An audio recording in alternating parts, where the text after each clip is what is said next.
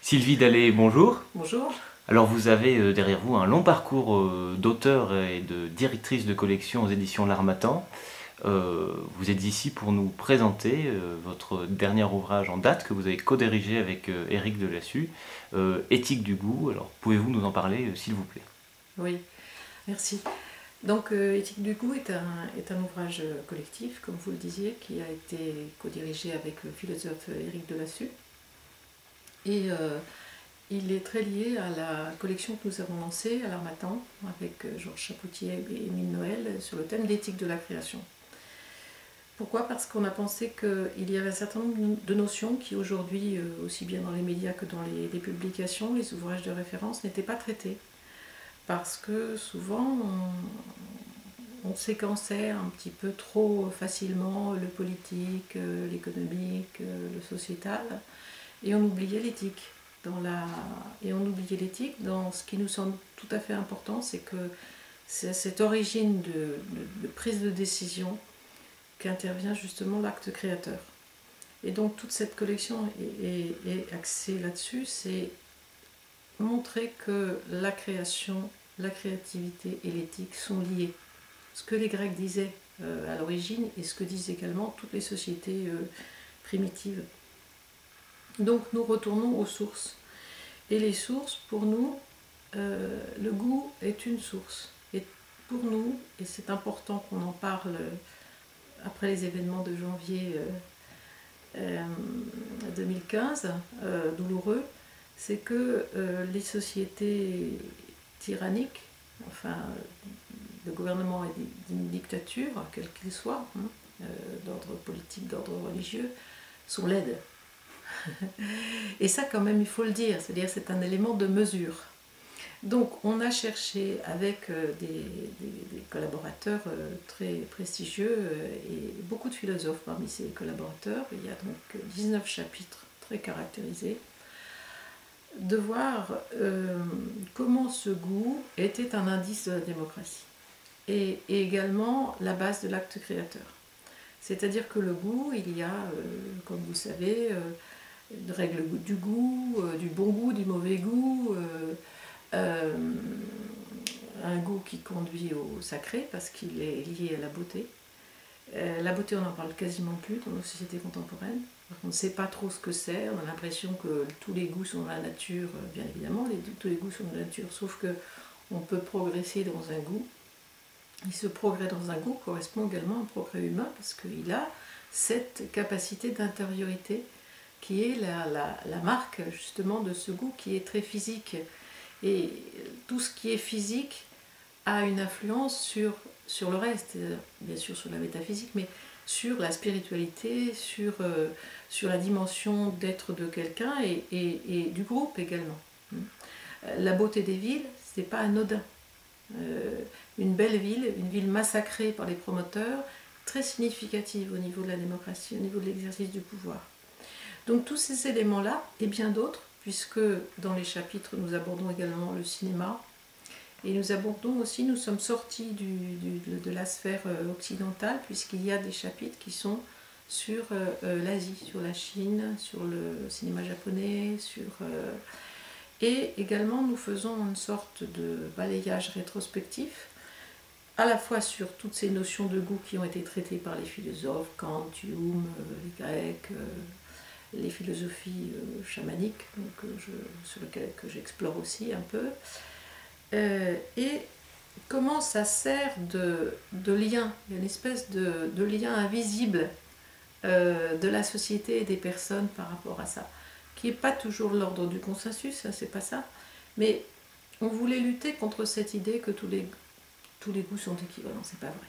Et d'ailleurs on le sait très bien que quand on regarde la cuisine, on a décidé de ne pas parler de la cuisine. Pourquoi? Parce que le goût n'est pas uniquement le goût du palais.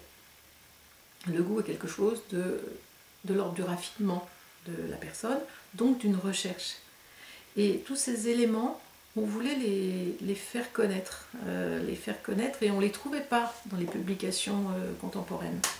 Et on ne trouvait surtout pas, parce qu'il y a bien des gens qui parlent du goût de la couleur, ou de la peur de la couleur, ou des choses qui sont équivalentes, la peur de la foule, du goût des autres, enfin, c'est très riche comme de tout ce qui est de l'ordre des saveurs, c'est extrêmement riche. Mais on avait l'impression que ça ne rentrait pas dans les éléments de mesure intellectuels.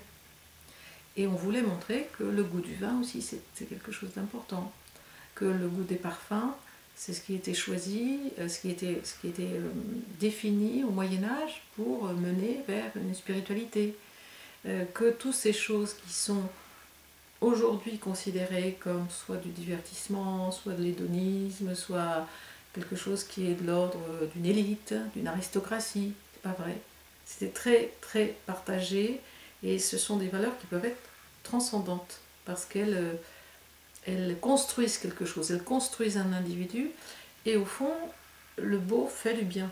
C'est-à-dire quand on regarde un tableau, quand on regarde un coucher de soleil, quand on regarde une œuvre d'art, quand on a du goût pour cette beauté, quand on est sidéré par une beauté, quand on a envie de la partager ou qu'on se la garde pour soi, ça fait partie de quelque chose qui élève l'individu, qui le construit, qui le nourrit, et il y a quelque chose de l'ordre du beau qui a une résonance en nous.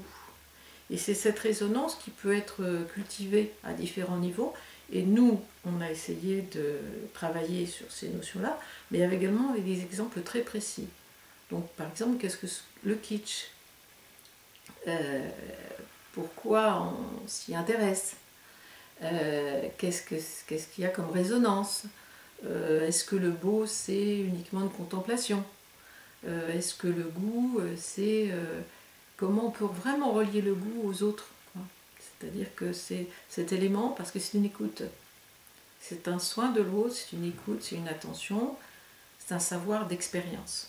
Et tous les savoirs d'expérience sont des savoirs démocratiques. Donc voilà, ce sont des éléments qu'on voulait développer, qu'on a inscrits sur cette collection qui est très particulière, puisque à chaque livre, il y a un tableau de couverture différent qui est original.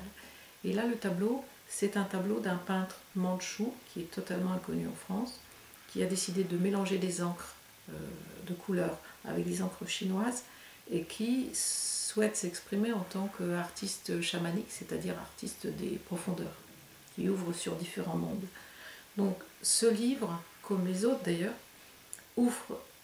a le souhait d'ouvrir sur différents mondes avec la relation aux technologies, les relations aux sciences, les relations à tout ce qui sont les expressions contemporaines. Alors, pour ouvrir, pas pour conclure, le goût est quelque chose qui est, à notre avis, la chose la plus vivante à préserver. L'absence de goût est quelque chose de terrible. Et aussi bien de façon physique, dont on parle d'ailleurs dans le livre, que pour la vie courante de l'individu. C'est ce qui fait son plaisir.